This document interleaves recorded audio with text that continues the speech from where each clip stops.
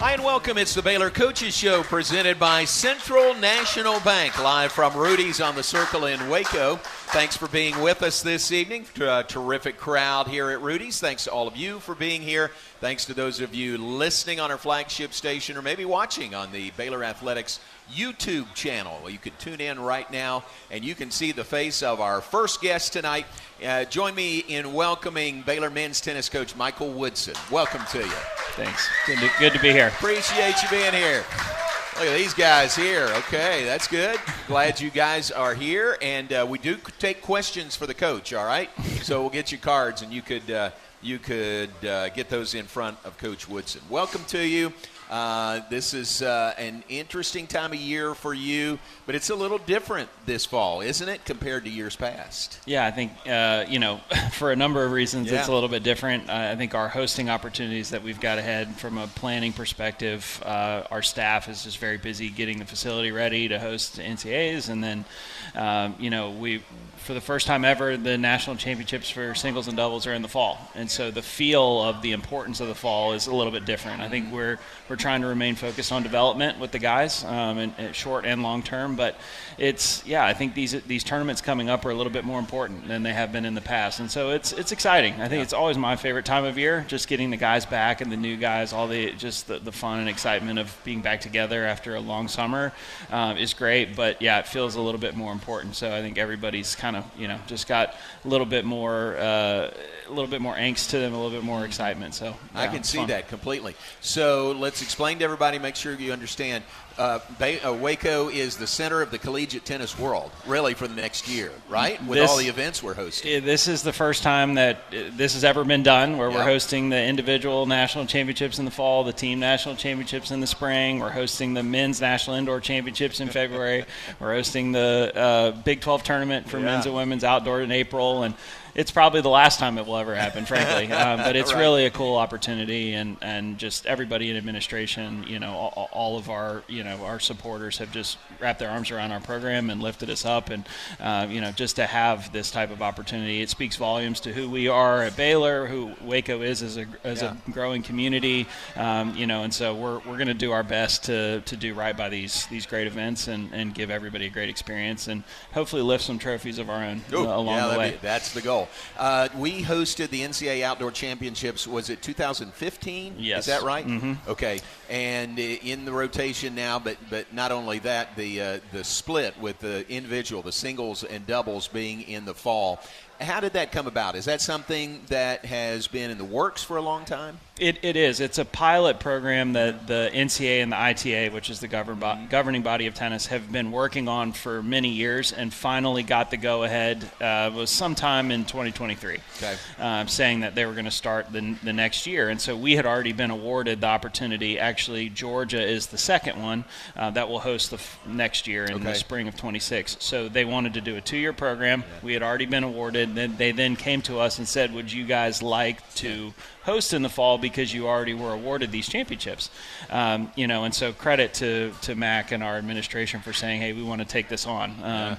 We would like to not only host one national championship, let's split it and do it twice. Actually Georgia turned it down.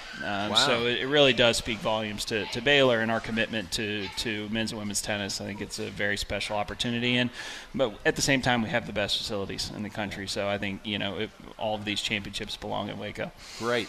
So to remind people the way it has been, the way it's always been, well, maybe not always, but in recent years, in the spring there's the team championship, and it ends and somebody holds a trophy, and then the next day you start with the singles and doubles individuals right after that at the same site. Yes, and so it goes on for 15 days, something very long.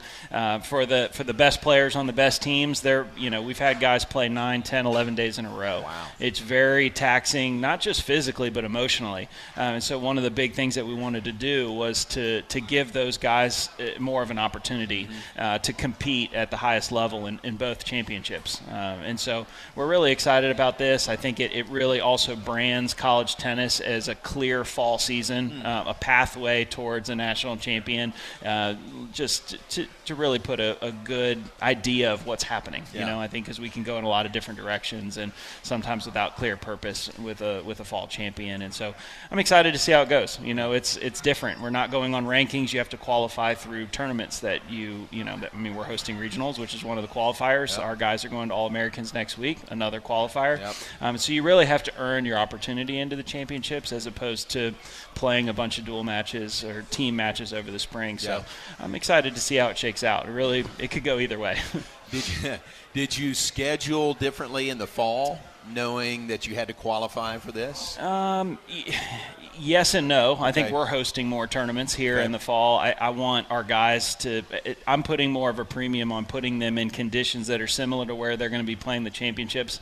They happen to be at home. Right, I think if they were somewhere else, we would have been scheduling more out there in those conditions. Yeah. There's some tournaments that we've flown to in the past that we're actually not going to.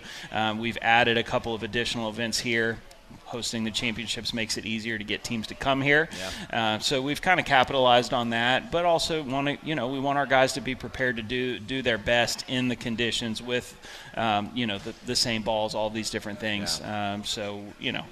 We're fortunate that it's at home, so we're just trying to really do as much as we can with that as possible. I got you. So November 19th through the 24th, 19th. This is the singles and the doubles, and Correct. tickets went on sale yesterday, so if people are interested, you can get tickets right now for that. Do you hope to have this outdoors, or what's It the should plan be there? outside, yes. Okay. I know that there's some concern that it might get cold, Yeah. but we've been looking at past years. What is the average temperature Right. between the 19th and the 24th of November? And it's pretty good.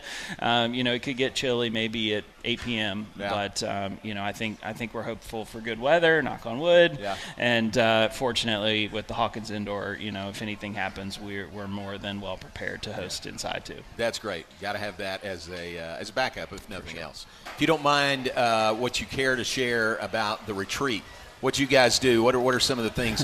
I love your motivational techniques. What were some of the things you did that weekend? We rode horses, Okay, all which right. for most of us was the first time. Yeah. I got a lot of comments from the guys of, we moved to Texas and we thought we were going to do all these different things. This is the first time I really feel like I'm in Texas, and so I thought that was really cool. I mean, these guys come from all around the world, and very few of them have ever even been near a horse, and so that was a pretty cool experience. We did some community service with Habitat for Humanity, which it's great to give back. It's great to do that, but the guys come together. You see the teamwork, you see them bonding, working together in situations that they're not usually in, doing manual labor. And then we took them out on airboats, which most of them have never seen, heard, right. don't know what that is until they get out there. And I think they all thought that was a pretty cool experience. And we played some spike ball. We did some different things. Went out by the river, not too far away. And so that was really cool. We had 3 different speakers come in. We did personality profiling.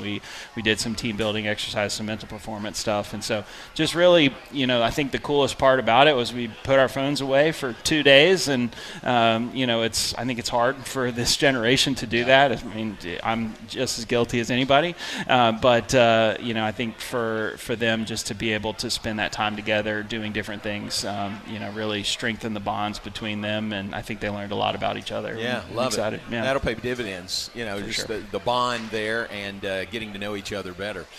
We talked about the NCAA singles and doubles that are coming up in November. Before we get there, I mean, you got a packed fall, it seems like. Tell me about the Big 12 SEC Challenge you're hosting in October. Yeah, we're really excited. So, after All Americans is done, we're going to come back home. And so this event's been going on for 3 years now, where we get a few Big 12 schools, a few SEC schools, we bring them together to a host site, and then we just play against the other conference each day. Right. 4 players from each team. And we decided to grow that a little bit. So now we've got 10 teams coming here this year, and it's a high-profile event. Teams are sending, some of their best players. And I think it's really competitive. It helps the guys test from, just get a different look, with teams like Florida coming in. We don't see them all the time, and so we're really excited to have, Auburn, Alabama, Florida, Arkansas, different school. We don't have as much access to them, and then bringing in schools like Arizona State, then we really are going to get a different test for each of us. So we're excited to be hosting that. I mean, our courts are being we're right in the middle of resurfacing them right now, and so they'll be done in time, and so it's kind of going to be the first competition on them, and it's going to be pretty exciting. Good.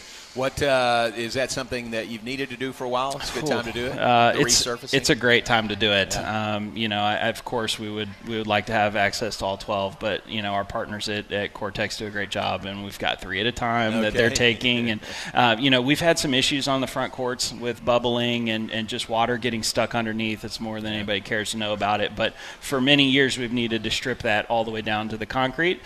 This is the first time we've ever done it, and we're almost done with the first 3 on the front. And it looks really good. I think we've solved the issues, and I'm really excited. Ooh, I need to come by and see that. So you're hosting Big 12 SEC Challenge. That's October 4th through the 6th. And then really big, the ITA Regionals, October 17th through the 22nd. I mean, that's a huge qualifier, isn't it, for the Nationals? It is. It's one of the 3 qualifying events for NCAAs, and so it will be all the teams in Texas, which we used to have every year, but it really does mean a lot more this year. It's totally based on how you do. If the guys make it far enough in singles or doubles, they'll be automatically in NCAAs. And so to be able to play on our home courts for that is a big deal. I think we have the toughest region. I mean, all the schools in Texas are very strong, and there's 20 plus of them that will be coming to Waco. But really excited to host that. I think everybody is. It will be an advantage for our region for sure. Yeah. And welcome back on the Baylor Coaches Show, presented by Central National Bank, your leading independent bank. One more segment with Coach Michael Woodson, Baylor men's tennis. And as I said, a lot of questions from the audience. You want to tackle some of these? Let's go for it. All right, very good. First from Teresa Bankele, who is right there. Teresa says, how does it help the program to have a former player play in Wimbledon?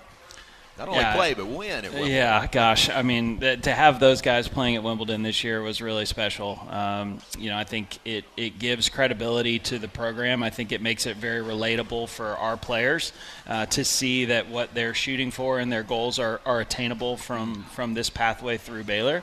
And just the quality of the guys that are doing it. I mean, they're not just great players; they're great people, and they're fantastic representatives of our university and our program. And the exciting part for guys like Connie and Charlie is they're so young. I think there's a couple of other ones that have played with them that are not too far behind. And so it's probably my first experience of having these guys out there really playing that you feel like you made a huge impact on, and so it's really special. I think it gives us a lot of confidence as a staff, that all the work that we put in with these guys is worth it, and hopefully it gives confidence in the players that we sometimes know what we're doing. Yeah, absolutely. I say play in one. I was thinking about the Olympics and John Piers, who got a gold medal at the Olympics in doubles. What a tremendous accomplishment there. No, really incredible. It was cool to follow him and to see him. He's had a lot of great results. To see what that meant for him and how much more important that was to him than winning Grand Slams was really a special thing. And then also to see the humility that he has and the way that he, treated us for media availability and different things after winning the gold. And the things that have always stood out to me with John is just how willing he is to give back to Baylor and how highly he speaks of this special place. And, he's the reason why guys like Connie are doing as well, in my opinion. I think he has an impact because, he got on many calls with those guys and talked through strategy, scheduling, all these different things that he learned. And I know that those guys will give back to our current players, and hopefully they keep the cycle going. It's pretty cool. That's tremendous. Congratulations to you and the program and those guys for their success. All right, Scott Bankele is right back there. Scott asks, which newcomer is the most exciting player to watch this fall? Scott, I'll be honest, I was hoping only one of them was going to be here, but all 3 of them are here. So that's putting a lot of pressure on me. Imran doesn't look like he's paying attention, so maybe I won't pick him. Maybe the question is which 3 newcomers are the exactly. most exciting? I'm just excited for them in all different ways. I think the one that has caught my attention the most is probably Quentin.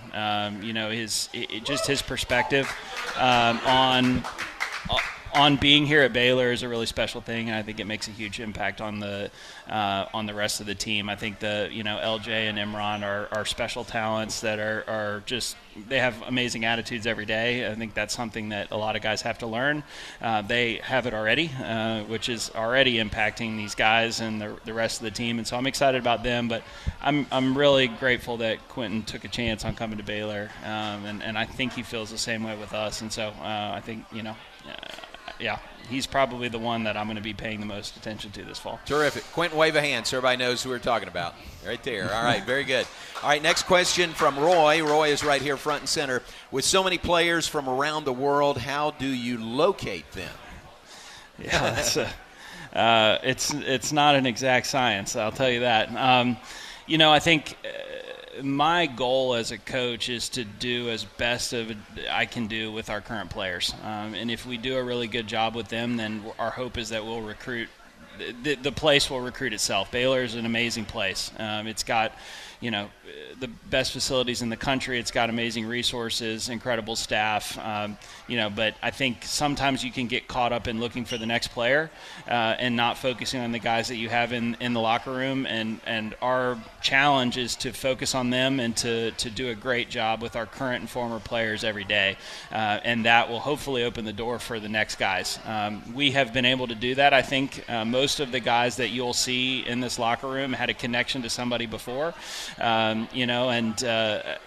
There are times where we're going out and we're looking for guys, and we'll find somebody either in the ITF World Junior rankings or traveling to tournaments. Somebody will catch our eye, but a lot of it is connections, and so some of the best players that we have on the team right now were recommended here by former players or other people that we know, and so we understand that we have to continue to do right by these guys, and hopefully that part will take care of itself. Terrific. Very good. Great question. Thank you very much. All right. This has become sort of a standard question for all our coaches each week, okay? It's from Michael Ben Kelly. When you're on the road, what is your personal favorite meal or snack, and where is that eating place located? Jeez. It's cheap, but it's Starbucks. It's really cheap. But that's fair. I go to Starbucks every day, so yeah. That's where you'll find me. It's probably the easiest one. Otherwise, I usually just go where the guys are, eating what they want. They love Chipotle, so I eat more Chipotle than I would care for with them. And usually, honestly, I get so into the matches that I'm not that hungry before or after them. So Starbucks is probably the answer, but it's a disappointing one, I'm sure. Not bad. Not bad at all. Very honest answer. Thanks for that. All right, final question for you, and this is special. What's today? September 18th. September 18th. Can we all say happy birthday to Kylie, your daughter Kylie, who is, I think, right back there. Kylie, can you? There she is. Yay. She's going to be shy. Happy birthday to you. That is great. How old? 5? 5 years old. All right, yes. Kylie, big night. Congratulations and happy birthday. The remainder of the question was, how do you celebrate your kids' birthdays, and how do you celebrate players' birthdays? Well, the girls have different ideas of what they want to do each year. Kylie had a birthday party this Sunday in our backyard. We have a pool, and Vanessa did an amazing job of getting a big bounce house that has a slide with water. It was incredible. I would have done it myself probably if they hadn't have been hogging it. And so that was a lot of fun with her friends and parents and everything. So, it changes. We try to do some different stuff each year with them and keep it fresh and interesting. But they just have fun being together. So, and then to answer the guys, we like Jackie's amazing at this. Way to go, Jackie. She definitely doesn't miss a birthday. She's really good about making sure there's a sweet or a dessert to celebrate each one of the guys when we're all together. And so, I would say, between Vanessa and Jackie, they've got it all covered, and I just try to get to be present and locked in those moments. Very good. Kylie, happy birthday to you. We're glad you're here on your birthday, all right? Happy 5th birthday to you. That is great. That's a good way to wrap things up. Thanks for being here. You got a busy fall, heading into a busier spring, but good luck this weekend, this big weekend ahead for you. We're really excited. Yeah, headed to Tulsa. It's the biggest tournament, of the fall so far, and I think we've got 6 of our guys competing, and I think they're ready to make a run. I like what I'm seeing in practice. Very cool. Good luck to you. Thank you. Thanks John. very much. Michael Woodson, Baylor men's tennis coach. with us on the Baylor Coaches Show.